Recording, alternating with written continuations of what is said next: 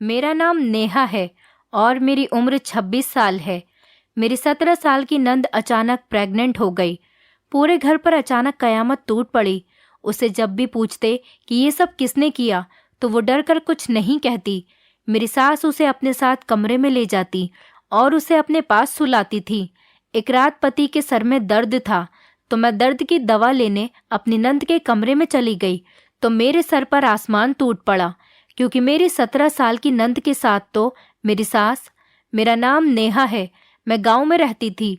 जब मैं बहुत छोटी थी मेरी अम्मी का इंतकाल हो गया था। मेरी परवरिश के लिए मेरे पापा ने दूसरी शादी कर ली थी और उनसे मेरे पापा के 3 बच्चे थे, एक बेटी और 2 बेटे। लेकिन वो मेरे साथ क्या व्यवहार करती थी इसकी मेरे पापा को बिल्कुल भी खबर नहीं थी, क्योंकि पापा सुबह को जाकर शाम को आया करते थे। तब मैं थक हार कर सो चुकी होती थी और सुबह मेरे उठने से पहले ही वो काम पर चले जाते थे। मेरे बहन भाइयों का व्यवहार भी मेरे साथ कुछ ज़्यादा अच्छा नहीं था। मेरी सौतेली माँ जैसे ही पापा काम पर जाते मुझे चीख कर उठा देती, कहती कि कमबख्त तू कब तक लेटी रहेगी, उठ जा, कब तक बिस्तर पर पड़ी रहेगी, जल्दी से उठकर घर का काम कर, तू नहीं करेगी तो तेरा बाप करेगा क्या। मैं सुबह उठकर घर का सारा काम करती, नाश्ता बनाती और फिर स्कूल जाती, और जब वापस स्कूल से आती तो फिर मुझे घर के कामों में लगा दिया जाता। और जब मैं रात को थक हार कर बिस्तर पर लेट जाती तो मैं अपनी अम्मी को याद करके बहुत ज़्यादा रोती कि पता नहीं क्यों ऊपर वाले ने मुझे मेरी अम्मी से दूर कर दिया। अगर मेरी सगी माँ होती तो वो मेरे साथ ऐसा व्यवहार कभी भी नहीं करती। मैंने काफ़ी बार पापा को बताना चाहा। जैसे ही मेरे पापा आते और मैं खाना लेकर जाती तो वो मेरे हाथ से खाना छीन लेती और पापा के सामने गुस्से से कहती कि सारा दिन तो पड़ी रहती है और अब पापा के लिए खाना लेकर ऐसे चल जा, यहाँ से जाकर सो जा, और फिर सुबह स्कूल के लिए नहीं उठती है। मेरे पापा से वो मेरी तरह तरह की शिकायतें करती। मैं चुपचाप वहाँ से चली जाती हूँ और थक हार कर सो जाती। मेरे पापा भी अम्मी के कहने पर चलते, उन्हीं की बात मानते, उन्हीं की सुनते थे। मेरे पापा का व्यवहार भी अब मेरे लिए पहले जैसा नहीं रहा। मैं रात को बहुत रोती और ऊपर वाले से कहती कि इस सब से मेरी जान कब छूटेगी और कब मुझे सुकून की जिंदगी मिलेगी।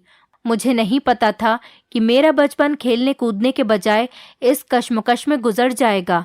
इन हालातों ने मुझे वक्त से पहले बड़ा कर दिया था। मेरे और बहन भाइयों ने भी मेरे साथ ऐसा ही व्यवहार रखा था। वो मेरे पापा के साथ कदम से कदम मिलाकर चलते। मेरे पापा ने उन्हें बहुत ज़्यादा पढ़ाया लिखाया था और बहुत काबिल बना दिया था। अम्मी को भी इस बात का गुरूर था कि उन्होंने 2 बेटे पैदा किए हैं और मैं अपनी अम्मी की आखिरी निशानी थी। इसमें कोई शक नहीं कि मेरे पापा ने मेरी अम्मी से बहुत मोहब्बत की थी और वो मेरी परवरिश के लिए ही दूसरी शादी करने के लिए राज़ी हुए थे। लेकिन मेरी किस्मत में कुछ और ही लिखा था।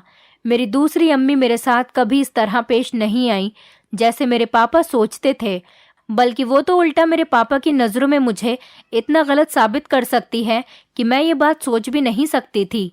आखिर सौतेली माँ सौतेली ही होती है। मेरा स्कूल अब ख़त्म हो चुका था और मेरी सौतेली माँ ने अब मेरे लिए रिश्ते देखना शुरू कर दिए थे। वो मेरे लिए ऐसे अजीब व गरीब रिश्ते देख रही थी कि जैसे बस मुझसे जान छुड़वानी हो। वो मुझसे बस अपनी जान छुड़वाना चाहती थी। मैं तो जैसे सब घर वालों के लिए बोझ बन चुकी थी। हर कोई मुझसे पीछा छुड़वाना चाहता था। पता नहीं मैंने इन सब का क्या बिगाड़ा था। मुझे तो खबर भी नहीं थी कि ये सब मेरे साथ क्यों हो रहा है। क्या इस सब की वजह यह है कि मैं एक लड़की हूँ, या ये कि मैं इन सब के लिए सौतेली हूँ। मेरे भाई मेरा मजाक बनाते और अपनी पढ़ाई लिखाई पर गुरूर करते, और मेरी अम्मी हमेशा इनका साथ देती और कभी मेरे भाइयों को पापा की नज़रों में गिरने नहीं देती और मुझे हमेशा जलील करती रहती। मेरे रिश्ते की मामी अम्मी की गैर मौजूदगी में मुझसे मिलने के लिए आती और कहती कि बेटी सब्र कर, ऊपर वाले ने तेरे लिए कुछ बेहतर ज़रूर सोच कर रखा होगा। वो मेरे ऊपर हुए तमाम जुल्मों सितम से वाकिफ़ थी और एक वही थी जो अपनों में सबसे ज़्यादा अपनी थी। लेकिन वो अम्मी के सामने मेरे साथ बुरा व्यवहार करती थी, क्योंकि वो जानती थी कि अगर मैं इसके साथ अच्छा व्यवहार करूंगी तो इसके पापा के सामने ये मुझे भी बुरा बनवाकर मेरा आना जाना भी इस घर में बंद करवा देगी। वो छिपकर मुझसे मिलती है और मुझे बहुत ज़्यादा प्यार करती है। मेरे लिए कपड़े लेकर आती हैं, खाने पीने की बहुत सारी चीज़ लाती है। एक दिन तो गजब ही हो गया जब मैंने अपने पापा से कॉलेज जाने को कहा कि ये मेरा पहला और आखिरी सपना था, लेकिन मेरे बहन भाइयों ने और अम्मी ने मिलकर ऐसा जाल बिछाया कि मेरे पैरों तले से ज़मीन निकल गई। पापा जैसे तैसे मेरे एडमिशन के लिए राज़ी हो गए। आज मेरा कॉलेज का पहला दिन था और मैं हंसी खुशी घर वापस आ रही थी। मेरा आईडी कार्ड जो कि गलती से रास्ते में गिर गया था और वो मेरे ही कॉलेज के किसी लड़के को मिल गया। मैं रास्ते में थी और कुछ ही दूरी पर थी तो वो मुझे आवाज़ लगाता हुआ आया कि सुने, मेरी बात तो सुने। मेरा दिल घबराने लगा। मैं आवाज़ सुनकर रुक गई। मैंने जब पीछे मुड़कर देखा तो वो मेरा आईडी कार्ड हाथ में लिए खड़ा था। वो बोला कि आपका आईडी कार्ड रास्ते में गिर गया था। मैंने सोचा कि आपको देता हुआ निकल जाता हूँ। बस वो मुझे मेरा आईडी कार्ड देकर चला गया। मैं जब घर लौट कर आई तो मेरी आंखें फटी की फटी रह गईं। पापा, मम्मी और मेरे दोनों भाई सामने खड़े थे और वो मुझे ऐसे घूर रहे थे जैसे मुझे जान से मार देंगे। इतना गुस्सा इन सब की आंखों में नजर आ रहा था। मैंने डरते हुए पूछा, क्या हुआ अम्मी? वो बोली, चुप कर आवारा, तूने ये सब करने के लिए कॉलेज में एडमिशन लिया था? मेरे तो कुछ भी समझ में नहीं आ रहा था कि ये सब क्या कह रहे हैं। इतनी देर में मेरे पापा ने गुस्से में मेरे मुंह पर चांटा मार दिया। मैं रोती हुई बोली कि क्या हुआ है, आखिर मेरा कसूर क्या है, मैंने करा क्या है, आखिर मैंने ऐसा क्या कर दिया? पापा गुस्से में बोले कि आखिर तू उस गैर लड़के के साथ बीच सड़क पर क्या कर रही थी? मैंने अपने भाइयों की तरफ देखा। वो बोले कि हमने तुम्हें खुद सैर सपाटे करते हुए देखा है इस लड़के के साथ। एक भाई बोला कि मैं इस बदतमीज की जान ले लूंगा और गुस्से से मेरे आगे आने लगा और उसने अपने मोबाइल में मेरी और उस लड़के की फोटो क्लिक कर ली आईडी कार्ड लेते हुए और धोखे से पापा की नज़रों में मुझे गलत साबित कर दिया। मैं रोती रही, चीखती चिल्लाती रही, लेकिन मेरी किसी ने एक नहीं सुनी और झूठे इल्ज़ाम मेरी मम्मी ने मुझ पर लगा दिए। वो मेरे पापा से कहने लगी कि मैं कहती थी ना फैसल, ये लड़की तुम्हें कहीं का नहीं छोड़ेगी। इस लड़की ने पूरे मोहल्ले में हमें बदनाम कर दिया। क्या ज़रूरत है इसे इतना ज़्यादा पढ़ाने लिखाने की? जल्दी से कोई भी रिश्ता देखकर इसकी शादी कर दो। वो बोले कि इससे पहले कि हमारे मुंह पर कालक थोप कर चली जाए, इसको इस घर से दूर कर दो। और पापा चीख कर बोले, जा चली जा, मेरी नज़रों से दूर दूर हो जा। मैं रोती हुई अपने कमरे में चली गई। मैं पूरी रात रोती रही कि ऐसी भी क्या गलती है मेरी, मुझे किस गुनाह की सज़ा मिल रही है। मैं रोते रोते सो गई। सुबह मुझे मेरी वही मामी मिलने के लिए आई। मैंने उन्हें सारी बात बताई। वो मुझे समझाने लगी कि भरोसा रख ऊपर वाले पर, सब्र कर और मैं तेरे साथ हूँ, मैं कोई ना कोई हल निकालती हूँ। ये कहकर वो चली गई। मेरे भाइयों ने मेरी पढ़ाई रोक दी थी। मुझे सारा दिन मेरी अम्मी ताने देती रहती थी। मेरे पापा भी मेरे साथ सही व्यवहार नहीं करते थे। एक दिन मेरी वही मामी घर पर आई और मेरी अम्मी और पापा से मेरी बुराई करने लगी। फिर मेरी अम्मी और पापा को बातों में उलझाकर बोली कि मेरी नज़र में एक रिश्ता है, अगर आप इजाज़त देंगे तो मैं आगे बात चलाऊं। मेरी अम्मी एकदम बोली, हाँ हाँ बात आगे चलाओ, देर किस बात की है, जल्दी से इसको इस घर से दफा करो। मेरे पापा गुस्से में थे।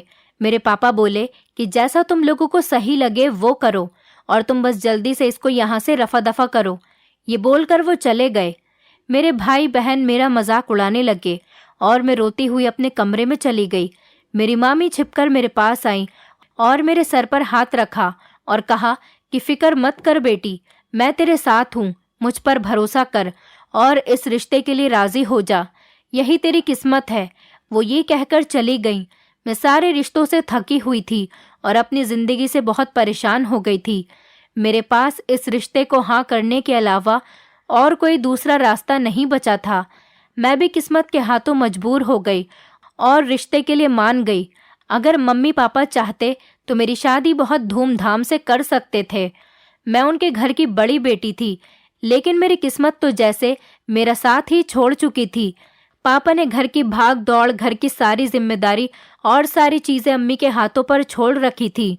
तभी अम्मी ने लड़के के घर वालों को अपनी गरीबी के झूठे किस्से सुनाकर सादगी से मेरी शादी के लिए राजी कर लिया। मैं चुपचाप सारा तमाशा देख रही थी और मैं कर भी क्या सकती थी। अब तो मैं तंग आकर जल्द से जल्द घर को छोड़ देना चाहती थी। खैर जल्दी में और सादगी से मेरी शादी करके मुझे रुखसत कर दिया गया। और मेरे पापा और मेरे भाइयों ने लड़के की भी कोई मालूमात करना ज़रूरी नहीं समझा। उसकी कोई भी छानबीन नहीं करी, जैसे क्या करता है, कौन है, कैसे लोग हैं, वो मुझे कैसा रखेगा। ये सब तो बस अपने सर से मेरा बोझ उतारना चाहते थे, इसलिए कुछ नहीं, उन्होंने कोई भी छानबीन नहीं करी और बस मुझे भट्टी में झोंक दिया। और सच कहूँ तो मैं भी रुखसत होकर उनकी तरफ पलटकर देखने के लिए भी राजी नहीं थी। बहरहाल मैं रुखसत होकर अपने ससुराल आई तो मैंने जैसे ही वहां पर कदम रखा तो मेरे होश उड़ गए। मैंने जिंदगी में कभी भी नहीं सोचा था कि मेरी किस्मत इस तरह मोड़ लेने वाली है कि मेरी जिंदगी में सब कुछ बदल जाएगा। इतना आलीशान घर, नौकर चाकर, हर वो चीज़ जिसके बारे में मैंने कभी सोचा भी नहीं था। मेरा बहुत आलीशान तरीके से स्वागत हुआ। मेरे ससुराल में मेरे सास ससुर, मेरी एक छोटी नंद और 3 देवर थे। मैं इस घर में सबसे बड़ी बहू बनकर आई थी। मेरे ससुराल में सभी का व्यवहार बहुत ही ज़्यादा अच्छा था और ख़ास करके मेरे पति का। मेरे पति मेरा बहुत ज़्यादा ख्याल रखते थे। शादी की पहली रात उन्होंने मुझे बहुत समझाया कि तुम्हें परेशान होने की कोई ज़रूरत नहीं, मैं अब तुम्हारे साथ हूँ, तुम इस घर में आराम से रहो। ये तुम्हारी जिम्मेदारी है कि तुम इस घर का मान कभी मत तोड़ना। इस घर के लोग बड़ी चाहत से तुम्हें इस घर में लेकर आए हैं। मैं बहुत ज़्यादा खुश थी और मैं ये सोच रही थी कि ऊपर वाले ने मुझे वो सारी खुशियाँ दे दी जिसका मैं बचपन से इंतज़ार कर रही थी। अब मैं अपने घर वालों की शक्ल तक नहीं देखना चाहती थी। मेरा वलीमा खूब धूमधाम से, बहुत आलीशान तरीके से किया गया। मेरे घर वालों को भी दावत दी गई। मेरे पति ने मुझे समझाया कि कोई बात नहीं, वो लोग जैसे भी हैं तुम्हारे घर वाले हैं, उन्होंने जो भी किया वो उनकी गलती है और ऊपर वाले ने तुम्हें तुम्हारे सब्र का फल दे दिया। असल में मेरे पति मेरी मामी के सगे भांजे थे। मेरे साथ हुए सब जुल्म सितम के बारे में वो बहुत अच्छे से जानते थे। वो मेरे किसी भी राज से अनजान नहीं थे, वो सब कुछ जानते थे। जब मेरे घर वाले वलीमे पर आए तो उनकी आंखें फटी की फटी रह गईं। ये सब कैसे हुआ? हमने तो इसे लवारिस समझकर विदा कर दिया था और यहाँ तो जैसे इसकी किस्मत ही जाग गई हो। यहाँ तो सब मेरे आगे पीछे घूम रहे थे। मेरे देवर और नंद की भी भाभी भाभी करते जुबान नहीं थक रही थी और मेरे सास ससुर मुझे अपने खानदान वालों से मिलवा रहे थे। यहाँ पर सभी बहुत ही ज़्यादा अमीर थे। मेरे घर वाले कोने में खड़े ये सब कुछ देख रहे थे। मेरी अम्मी को तो ये सब देखकर जैसे आग लग रही थी। उनका बस नहीं चल रहा था, वो मेरी किस्मत का दिया मुझसे यहाँ पर भी छीन लेती। वो मेरे ससुराल वालों के कान भरने की कोशिश में यहाँ पर भी लगी रही थी, लेकिन किसी ने उन पर ध्यान नहीं दिया क्योंकि सब ऊपर वाले की रहमत से मुझे दिल से चाहते थे। दिन हंसी खुशी गुजर रहे थे। मैं सबसे ज़्यादा अपनी छोटी नंद, जिसकी उम्र 17 साल थी, निखत, उससे बहुत ज़्यादा अटैच हो गई थी। वो मुझे अपनी बड़ी बहन जैसा समझने लगी थी और मैं भी उसे अपनी छोटी बहनों की तरह समझती थी। वो मुझसे अपनी हर बात शेयर किया करती थी। भाभी भाभी कहती थी, मेरे आगे पीछे ही टहलती रहती थी। वो घर में सबकी बहुत ज़्यादा लाडली थी। पता नहीं क्यों मुझे उसमें अपना बचपन नज़र आता था। उसकी आंखों में मुझे उदासी नज़र आती थी। ऐसा लगता था उसकी हंसी के पीछे कोई गहरा जख्म छुपा हो और फिर मैं उसे अपना वहम समझकर नज़रअंदाज कर देती थी। यूं ही दिन गुजरते रहे। एक दिन भी मुझे अपनी सास के साथ ऐसा नहीं लगा कि जैसे वो मेरी माँ नहीं मेरी सास हों। वो भी मेरे साथ सगी माँ से भी ज़्यादा बहुत अच्छे तरीके से पेश आती। मुझे घर का कोई भी काम करने नहीं देती थी। नौकर चाकर काम में साथ साथ लगे रहते। मेरी नंद मेरे पास आकर बैठ जाती और मुझे कुछ कहने वाली ही होती, जैसे मुझे कुछ बताना चाहती हो, लेकिन फिर वो एकदम से डर जाती और मेरी सास फौरन वहाँ पर आ जाती और उसे गले से लगा लेती और कहती कि तुम तो बहुत कमज़ोर हो रही हो, चलो आराम करो, मैं तुम्हें गर्म करके दूध देती हूँ। और उससे प्यार करती हुई अपने साथ ले जाती और उसे अपने पास सुलाती। मुझे उसे देखकर आंसू आ जाते और ये देखकर मैं सोचती कि काश मेरी सगी माँ बचपन में मुझे यूँ छोड़कर नहीं जाती तो वो भी मुझसे ऐसे ही प्यार करती। मेरी लाडली नंद कितनी चहीती और कितनी खुशनसीब है, सबकी लाड दुलारी है। मुझे नहीं पता था कि किस्मत मेरे साथ क्या खेल खेल रही है। वक्त मुझ पर फिर से दोहराने वाला था। एक दिन रात को मुझे सोते हुए कुछ अजीब सी घुटी घुटी आवाज़ आने लगी। मैं भागती हुई अपनी सास के कमरे की तरफ गई। मुझे लगा कि मेरी सास की तबीयत खराब हो रही है, लेकिन जैसे ही मैं अपनी सास के कमरे में गई तो मेरी सास निखत का सर दबा रही थी। मैंने पूछा, क्या हुआ अम्मी? तो बोली, कुछ नहीं, इसके सर में दर्द है, मैं इसके सर की मालिश कर रही हूँ, तुम इसके लिए ज़रा चाय बनवा दो। मेरे ससुर काम के सिलसिले में ज़्यादातर बाहर ही रहते थे और अम्मी अपने पास निखत को सुला लेती थी। वो निखत से बहुत ज़्यादा प्यार करती थी, लेकिन मुझे ऐसा लगने लगा था कि निखत बहुत ज़्यादा परेशान सी रहती है। उसकी आंखों में अजीब सी कशमकश दिखाई देने लगी थी। मैंने उससे कई बार पूछने की कोशिश की तो वो डरी डरी सहम सी जाती थी। मैंने अपनी सास से बात की कि आप तो निखत के बहुत ज़्यादा करीब हैं, मुझे ऐसा लगता है जैसे निखत हम सब से कुछ छुपा रही हो। मेरी सास बोली कि हाँ, कुछ दिन से वो अजीब व्यवहार करने लगी है, उसकी तबीयत भी ठीक नहीं रहती। न जाने हमारी हंसती खेलती निखत को किसकी नज़र लग गई है। वो रोने लग गई। मैंने उन्हें तसल्ली दी, अम्मी आप परेशान न हो, हम सब निखत के साथ हैं। मुझे फिर से अपनी अम्मी की याद आ गई, निखत के लिए इतना प्यार देखकर। मेरी नंद परेशान सी, डरी सी, खोई खोई सी, सहमी सहमी सी रहती थी और ऐसा लगता जैसे वो मुझे कुछ बताना चाहती है, लेकिन डर की वजह से वो बोल नहीं पा रही। एक दिन वो भागती हुई मेरे पास आई और कहने लगी, भाभी भाभी। वो किसी खौफ में थी। मैंने उसका हाथ पकड़ा और वो चकरा कर एकदम वहीं पर गिर गई और बेहोश हो गई। मैंने जोर से सबको आवाज़ लगाई, सब जमा हो गए, सब उसको अस्पताल लेकर पहुंचे। उसके सारे टेस्ट हुए और हम निखत को लेकर घर पर आ गए। 2 दिन बाद जब उसकी रिपोर्ट्स आई तो सब बहुत ज़्यादा परेशान थे और सब घर पर ही थे। हम सब घर वालों पर तो जैसे कयामत टूट पड़ी जब पता चला कि मेरी 17 साल की नंद प्रेग्नेंट है।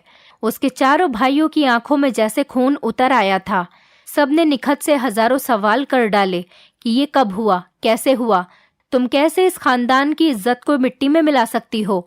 निखत डर गई और खौफ में थी। वो नजरें चुरा रही थी। मेरी तो कुछ भी समझ में नहीं आ रहा था कि मैं निखत का साथ दूं या फिर घर वालों का, क्योंकि इतनी कम उम्र में ऐसा होना ये तो हैरत की बात थी। या तो कोई निखत का गुनाहगार है जो निखत की इज्जत के साथ खेल गया। मैं भी बहुत ज़्यादा सदमे में थी, लेकिन जब भी मैं अपनी नंद को देखती तो मुझे उसकी आंखों में अपना बचपन नजर आता। मेरा ज़मीर भी कश्मकश में घिरा हुआ था। सब लोग निखत के खिलाफ थे, लेकिन मेरी सास ने निखत का साथ नहीं छोड़ा। वो पूरा दिन इसको अपने कमरे में रखती। मैं जब भी उससे मिलने जाती वो इसकी खिदमत में लगी हुई होती। कमरे में से रोने की आवाज़ें आती। मैं जब निखत से मिलने जाती तो वो डरी डरी सहमी सहमी बेड पर बैठी रहती। मैं उससे पूछती और कहती कि घबराओ मत निखत, मैं तुम्हारे साथ हूँ। बताओ ये किस कमबख्त ने किया, तुम्हारे साथ, उसे उसके गुनाह की सज़ा ज़रूर मिलेगी। वो मेरी बातों से थोड़ा सुकून में आई, लेकिन उसने मुझे ऐसा इशारा किया कि मेरे तो पैरों तले से ज़मीन निकल गई। मैं तो अजीब परेशानी में घिर गई और मैं उठकर वहाँ से चली गई। मेरी सास ने उसे दवाई देकर सुला दिया। मैं पूरी रात सोचती रही कि ऐसा कैसे हो सकता है। निखत का गुनाहगार हमारी आंखों के सामने है और हम उसका कुछ भी नहीं बिगाड़ सकते। ये भी तो समझ में नहीं आ रहा था कि मैं उसकी कैसे मदद करूं। फिर मेरा दिल ये भी कहता कि हो सकता है कि निखत कोई गलत फहमी का शिकार हो गई है। जैसा वो कह रही है ऐसा नहीं हुआ होगा। रात होने को थी। मैं सोच रही थी कि थोड़ी देर में ही मेरे पति कमरे में आ गए और गुस्से में निखत को बुरा भला कहने लगे। मैंने उन्हें समझाने की बहुत कोशिश की कि हो सकता है निखत बेकसूर हो। वो मानने के लिए तैयार ही नहीं थे। वो कहने लगी कि मेरे सर में बहुत ज़्यादा तेज़ दर्द हो रहा है। मैं सोच सोच कर कहीं पागल न हो जाऊं। पूरा खानदान हम पर थू-थू करेगा। हम सब के लाड प्यार ने और ख़ासकर अम्मी के लाड प्यार ने उसे इतना बिगाड़ दिया कि वो कैसे इतनी बड़ी गलती कर बैठी। जाओ अम्मी के कमरे से सरदर्द की गोली ले आओ। मैं जल्दी जल्दी अम्मी के कमरे की तरफ जाने लगी। अभी मुझे पहुंचे हुए कुछ देर ही हुई थी तो मैंने निखत की रोती हुई आवाज़ सुनी। मैंने छुपकर कमरे में देखा तो मेरे सर पर आसमान टूट पड़ा कि मेरी 17 साल की नंद के साथ मेरी सास। अब मेरा शक यकीन में बदल चुका था। मैं छिपकर वापस आ गई। मैं बहुत ज़्यादा घबराई हुई थी। मुझे अपनी आंखों पर यकीन नहीं आ रहा था। मेरी आंखों से लगातार आंसू निकल रहे थे। मैं ये सोच रही थी कि निखत के साथ ऐसा भी तो हो सकता है जो हम सोच भी नहीं सकते थे। लेकिन ऐसा कैसे? मैं इन्हीं सोचों में गुम थी। मेरे सामने हर वो याद ताज़ा हो गई जो बचपन में मेरे साथ हुआ था। मैं निखत का साथ नहीं छोड़ सकती थी। शायद ऊपर वाले ने मुझे इस घर में इसीलिए भेजा था। मेरे दिल में अभी भी यही सब कुछ चल रहा था। इतने में ही मेरी सास मेरे कंधे पर हाथ रखकर बोली। मैं एकदम से चौंक गई। वो रोने लगी कि मेरी निखत को बचा लो, मैं ये सब कुछ बर्दाश्त नहीं कर सकती, मैं जीते जी मर जाऊंगी। शायद मुझे आहिस्ता आहिस्ता सब समझ में आ रहा था। मुझे कुछ सवालों के जवाब ढूंढने थे और इस गुनाहगार को रंगे हाथ पकड़ना था। मैं मेहनत करने में लगी हुई थी और एक तरफ सोच रही थी कि मेरे पति और बाकी के घर वाले मेरी बात पर बिल्कुल भी यकीन नहीं करेंगे। मैं हर रात अपनी सास के कमरे में छिपकर जाती और सबूत तैयार करती। एक दिन मैं अपने पति के साथ बातों में व्यस्त थी। अचानक से मुझे ख्याल आया और मैंने निखत की बात छेड़ दी। लेकिन जब मेरे पति के मुंह से ये निकला कि हमने निखत को सगी बहनों से ज्यादा प्यार किया और कभी उसे सौतेली नहीं समझा, मेरे तो होश ही उड़ गए। ये सब क्या हो रहा है? मैं भागी हुई अपनी मामी के पास गई जिसने मेरा रिश्ता तय करवाया था। उन्होंने कहा, बेटी, मैं तुम्हें इस घर में इसीलिए ही लाई थी कि तुमसे बेहतर निखत को कोई और नहीं समझ सकता। अब तुम ही इसकी मदद कर सकती हो। तुम ही एक ऐसी इंसान हो जो इसका दर्द समझ सकती हो। मैं इनसे बात करके घर वापस आ गई और रात को छुपकर सास के कमरे में एक कैमरा लगा दिया जिसमें हर रात होने वाले निखत के साथ मूवमेंट रिकॉर्ड होने लगे और मैं सही वक्त का इंतजार करने लगी जब मैं इस गुनाहगार का राज सबके सामने लेकर आऊंगी। और वो वक्त आ गया और आज मेरे ससुर भी घर में थे। मेरी सास रो रो कर उन्हें निखत के प्रेग्नेंट होने की बात बताने लगी। मेरे पति और तीनों देवर भी घर में वहीं पर मौजूद थे। मैंने कहा, प्लीज आप लोग मेरी एक बार बात तो सुने, उसके बाद आप निखत को जो चाहें सजा दें। मैंने सबको सारी सच्चाई बता दी, लेकिन मेरे पति मुझ पर हाथ उठाने लगे। बोले, खबरदार, अगर तुमने मेरी माँ को एक लफ्ज और भी कहा तो वो मुझे थप्पड़ मारने ही वाले थे। तभी निखत चीख पड़ी और मेरे पति का हाथ पकड़कर बोली, बस भाई, अब और नहीं, मेरा सब्र अब टूट चुका है। मैं आपको सच बताना चाहती हूँ। इतनी ही देर में वहां पर पुलिस आ गई और मेरी सास को गिरफ्तार करने लगी। सब हैरानगी से मेरी तरफ देखने लगे। मैंने कहा, आखिर सगा सगा ही होता है और सौतेला सौतेला। मेरे पति बोले, आखिर क्या मतलब है तुम्हारा? मैं बोली, जो मेरे साथ बचपन में हुआ वो सब कुछ निखत के साथ दोहराया जा रहा था। मुझे 3-4 बार शक हुआ था जब मैंने निखत को अम्मी के कमरे में रोता हुआ और चीखता हुआ देखा था।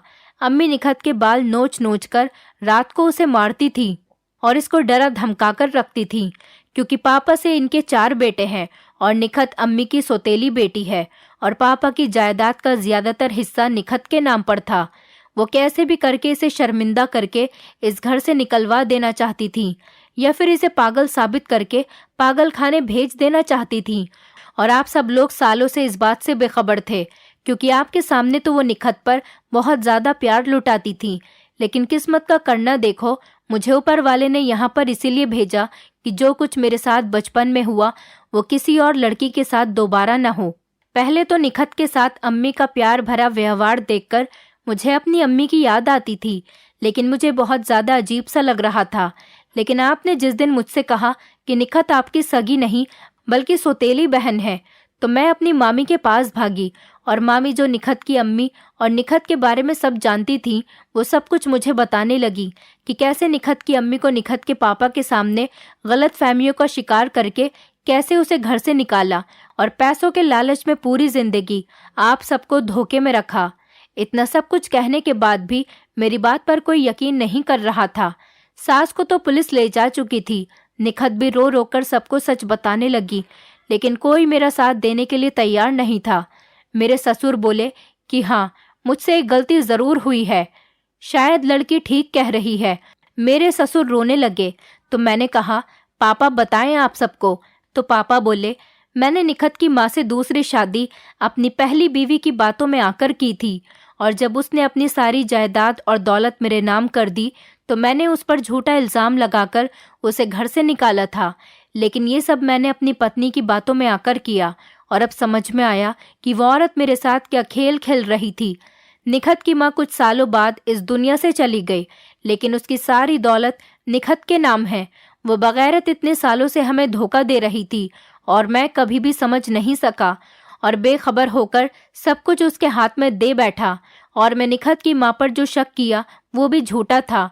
इस औरत ने हम दोनों के बीच गलतफहमी पैदा की और खुद सीधी साधी बनकर तमाशा देखने लगी। वो रोने लगे और कहने लगे, निखत मुझे माफ़ कर दो मेरी बेटी, मुझसे बहुत बड़ी गलती हुई है। ये सब होने के बाद इनके चारों बेटे रोने लगे और कहने लगे, नहीं, हमारी माँ ऐसा नहीं कर सकती। मुझे यकीन था कि मेरे पति हमारी बातों का यकीन नहीं करेंगे। जाहिर है वो सगी औलाद जो ठहरी उनकी। फिर मुझे उस कमरे की याद आई। मैं फौरन सास के कमरे में गई और वो कैमरा लाकर जो मैंने सास के कमरे में लगाया था वो लेकर आ गई और अपने पति को देते हुए बोली, ये लो सबूत जिसमें तुम्हारी अम्मी की सारी कहानियां मौजूद हैं जो निखत कितने सालों से बर्दाश्त कर रही थी। उस कैमरे की वीडियो देखकर वो चारों भाई भी रोने लगे कि कैसे वो डराती और धमकाती थी और कैसे निखत को खौफ में रखती थी। फिर अचानक मेरे दिमाग में आया और बोली, निखत वो तुम्हारा प्रेग्नेंट होना। वो रोती हुई बोली, भाभी मैंने कोई ऐसा गुनाह नहीं किया। अम्मी ने आप सबकी नज़रों में मुझे गलत साबित करने के लिए झूठी रिपोर्ट्स बनवाकर आप सबको दिखाई थी और डॉक्टर भी पैसों के लालच में अम्मी के साथ मिली हुई थी। वो मुझे बेहोशी की दवाइयाँ देती रहीं और मेरी तबीयत दिन ब दिन बिगड़ती रही। चारों भाई निखत की नज़रों में बहुत ज़्यादा शर्मिंदा हुए और निखत से रो रो कर माफ़ी मांगने लगे कि ये सब उनकी अम्मी ने किया है। हमें इस बात की कभी खबर नहीं हुई और आज सच्चाई हमारे सामने आ ही गई। अम्मी को उनके किए की सज़ा ज़रूर मिलेगी। हम सब भाई निखत तुम्हारे साथ हैं। तुम्हारे साथ हुए जुल्म के और ज़्यादती के जिम्मेदार भी हैं। हो सके तो हमें माफ़ कर देना। तुम हम सब की लाडली थी और आज भी हो और हमेशा रहोगी। हमने तुम्हें कभी भी सौतेला नहीं समझा। अम्मी को जेल हो चुकी थी। हम सब अपनी ज़िंदगी में खुशी खुशी रहने लगे। निखत को हमने पढ़ा लिखाकर एक अच्छे घर में शादी कर दी और मेरे ससुर ने भी अपने हिस्से की सारी दौलत और जायदाद निखत के नाम कर दी थी। मैं अपने पति के साथ बहुत ज़्यादा खुश थी। ऊपर वाले ने हमें बेटी और बेटा दोनों से नवाजा था। मेरे तीनों छोटे देवरों की भी शादियां हो गईं, लेकिन काफ़ी समय बाद मेरे पापा मेरे घर पर आए और मुझसे माफ़ी मांगने लगे और मुझे बताया, एक हादसे में मेरी सौतेली माँ और तीनों भाई बहन की मौत हो गई और मेरी अम्मी अपनी आखिरी सांसें ले रही थी और जाते जाते पापा को सारा सच बता गई। ये सब सुनकर मैं रोती हुई उनके गले से लग गई और मैंने उन सबको दिल से अपना लिया था। खैर ऊपर वाले ने शायद उनको मेरे साथ किए हुए जुल्म की इस तरह से सज़ा दी है। ये तो सच है कि सगे और सौतेले रिश्ते कहीं ना कहीं धोखे दे ही जाते हैं, लेकिन गलत का अंजाम हमेशा बुरा ही होता है। इंसान के किए हुए गुनाहों की सज़ा ऊपर वाला इसी दुनिया में दिखा ही देता है। ऊपर वाले की लाठी जब पड़ती है तो इंसान कहीं का नहीं रहता। दोस्तों उम्मीद करती हूँ आपको हमारी कहानी पसंद आई होगी।